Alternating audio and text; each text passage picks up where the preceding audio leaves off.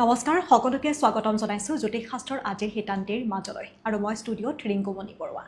আমাৰ সৈতে এই সময়ছোৱাতে প্ৰতিদিনে উপস্থিত থাকে জ্যোতিষশাস্ত্ৰবিদ কিৰূয়ক। দাদা স্বাগতম জনাইছোঁ। ধন্যবাদ, নমস্কাৰ। আমি প্ৰথমে গ্ৰহগতি যাত্ৰা সন্দৰ্ভত জানি লওঁ, তাৰ পাছত আমি ৰাশিফলৰ মাজলৈ আগবাঢ়িম। হয়, আজিৰ গ্ৰহগতিসমূহ এনেধৰণৰ। আজি শনি মীন ৰাশিত বহি আছে, ৰাহু কুম্ভ ৰাশিত বহি আছে। আজি মংগল গ্ৰহ তুলা ৰাশিত বহি আছে। আজিৰ দিনটোত লগ্ন হ'ল কন্যা লগ্ন। আজি ৰবি বুধ শুক্ৰ কেতু সিংহ ৰাশিত বহি আছে। চন্দ্ৰ বৃহস্পতি মিথুন ৰাশিত বহি আছে। আজি 29 ভাদ 15 ছেপ্টেম্বৰ, তিথি কৃষ্ণাষ্টমী, পাছত কৃষ্ণা নৱমী, অষ্টিক যোগ, মিথুন ৰাশি, বৈশ্যবৰ্ণ, মৃগশিৰা নক্ষত্ৰ, দেৱগণ। আজিৰ দিনটোত যাত্ৰা নাই, তৈজস্পৰ্শ দোষ আছে, শুভকৰ্ম নাই। দিনটোত লাও খোৱা নিষেধ। এতিয়া আহিছোঁ আজিৰ দিনটোৰ ৰাশিফললৈ। প্ৰথমতে মেষ ৰাশিসকলৰ ফলাফল। দুখন টেৰট কাৰ্ড লৈছোঁ, কাপছ এণ্ড হেংমেন। এই দুখন কাৰ্ড মতে মেষ ৰাশিসকলৰ আজিৰ দিনটোত মাটি বাৰী, ধন, সা সম্পত্তি লাভৰ যোগ, সুবন্ধু লাভৰ যোগ দেখা যায়। শাৰীৰিক বিষ বেদনা বৃদ্ধি পাব পাৰে।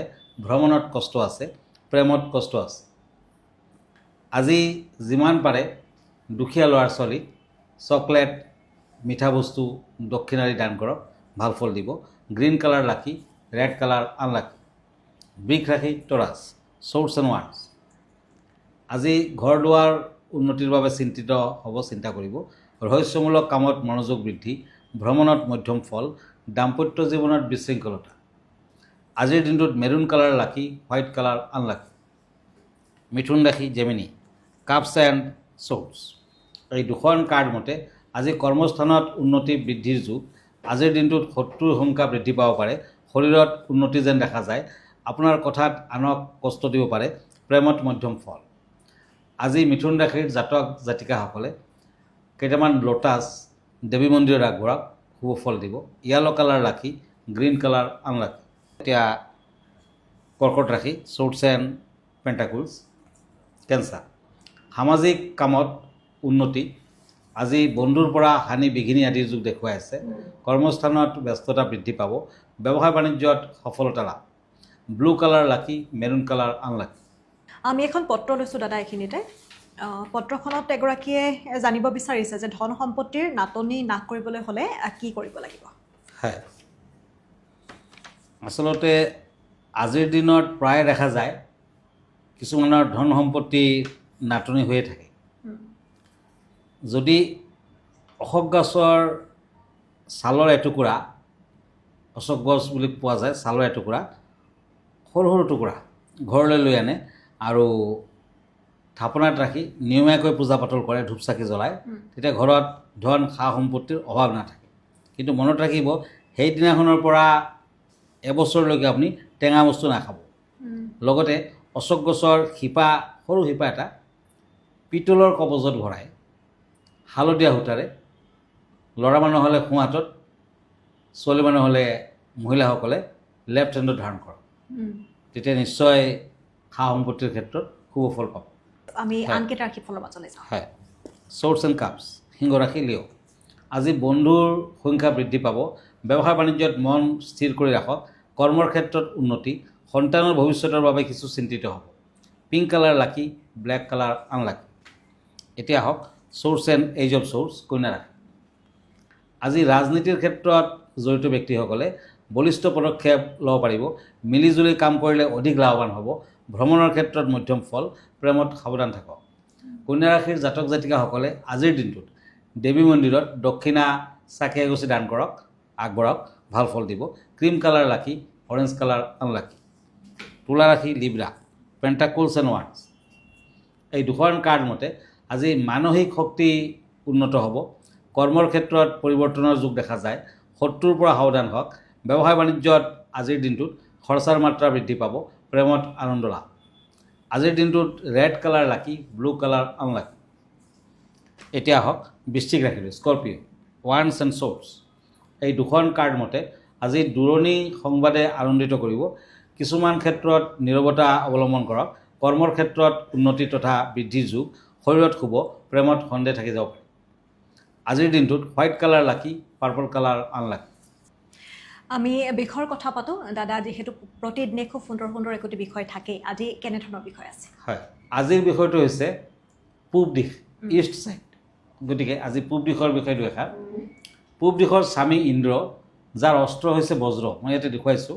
এই দিশৰ প্ৰধান গ্ৰহ হৈছে সূৰ্য। এইটো কালপুৰুষৰ মুখমণ্ডল।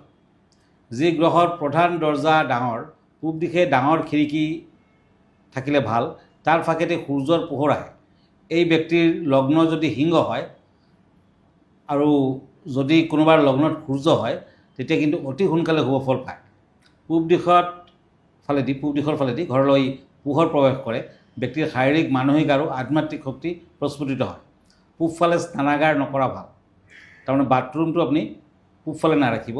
এই দিশ ওখ হ'লে গৃহস্বামী দৰিদ্ৰ হৈ পৰিব পাৰে, সন্তান স্বাস্থ্যহীন হয় আৰু মন্দবুদ্ধি সম্পন্ন হয়।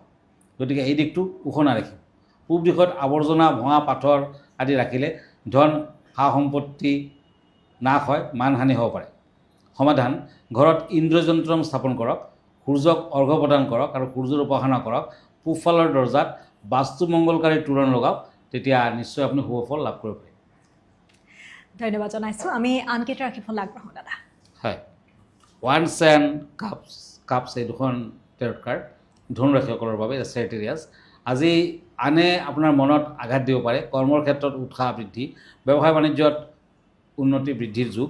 আজি সামাজিক দিশত ব্যস্ততা বৃদ্ধি পাব পাৰে।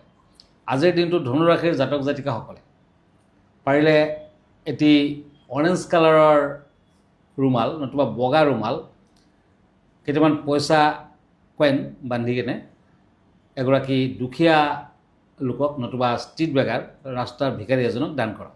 অৰেঞ্জ কালাৰ, বগা colour, white and orange lucky, green colour unlucky. এতিয়া আহক কাপছ এণ্ড ওৱান্স। এই দুখন কাৰ্ড হ'ল মকৰ ৰাশিসকলৰ বাবে কেপ্ৰিকৰ্ণ। আজি কৰ্মত তৎপৰতা বৃদ্ধি পাব। গোপনীয় কাৰ্যত আজি তথ্য সংগ্ৰহত কৃতকাৰ্যতা লাভ কৰিব পাৰিব। শত্ৰুৰ পৰা সতৰ্ক হোৱা ভাল। আজি প্ৰেমত আনন্দ লাভ। Golden colour lucky, maroon colour unlucky. Cups and ওৱান্স কুম্ভ ৰাশি, একুৰিয়াছ। আজি নতুন কৰ্মসংস্থাপনৰ যুগ। মূৰৰ বিষত কষ্ট পাব পাৰে, সাৱধান হওক। বিশ্বাসযোগ্যতা বৃদ্ধি পাব। ব্যৱসায় বাণিজ্যত মধ্যম ফল। প্ৰেমত বিয়া বাৰুৰ যুগ। পাৰ্পল কালাৰ লাকি, ক্ৰীম কালাৰ আনলাকি। এতিয়া আহক মীন ৰাশিলৈ। চ'ৰ্টছ এণ্ড পেজ অফ চ'ৰ্টছ। মীন ৰাশিৰ ৰাজনীতিবিদসকলে আজি অলপ জটিল সমস্যাৰ সন্মুখীন হ'ব পাৰে। গতিকে কালী দেৱীৰ মন্দিৰত সৰু লোহাৰ কটাৰী এখন দক্ষিণাৰ সৈতে দান কৰক, আগবঢ়াওক, ভাল হ'ব। আজি কৰ্মস্থানত ব্যস্ততা বৃদ্ধি পাব। পুৰণি কথাই মনত কষ্ট দিব পাৰে। প্ৰেমত সাৱধান হওক। ব্লেক কালাৰ লাকি, য়েলো কালাৰ আনলাকি। ধন্যবাদ জনাইছোঁ। আমি অনুষ্ঠানটো শেষ কৰিম। দাদা, আপোনাৰ ঠিকনাটো জনাই দিব। হয়, আপুনি যদি ফেচবুক পেজত মোক চাৰ্চ কৰে, কিৰোয়াং ৰত্ন কুবেৰ বুলি চাৰ্চ কৰিব পাৰে। মই ইনষ্টাগ্ৰামত আছোঁ, মই ইউটিউবতো আছোঁ। আৰু এভৰি ছানডে মই প্ৰাগ নিউজত ৰাতি 10টামান বজাত লাইভ প্ৰগ্ৰামত থাকোঁ। আপুনি যদি ব্যক্তিগতভাৱে মোৰ লগত লগ ধৰিব খুজিছে, তেতিয়া আমাৰ চেম্বাৰলৈ আহিব পাৰে। আমাৰ address astrologer Kirowang, Ratna Kuber gems and jewellery, Manipuri Basti, Paltan বজাৰ, গুৱাহাটী 7। ফোন নম্বৰটো হ'ল 9085949309। আমাৰ ইমেইল এড্ৰেছটো হ'ল kiroyangastrologer@kiroyang.com। ধন্যবাদ, নমস্কাৰ। আৰু ইয়াৰ লগে লগে অনুষ্ঠানটিৰ পৰা মই ৰিংকুমণি বৰুৱাই বিদায় লৈছোঁ। ধন্যবাদ।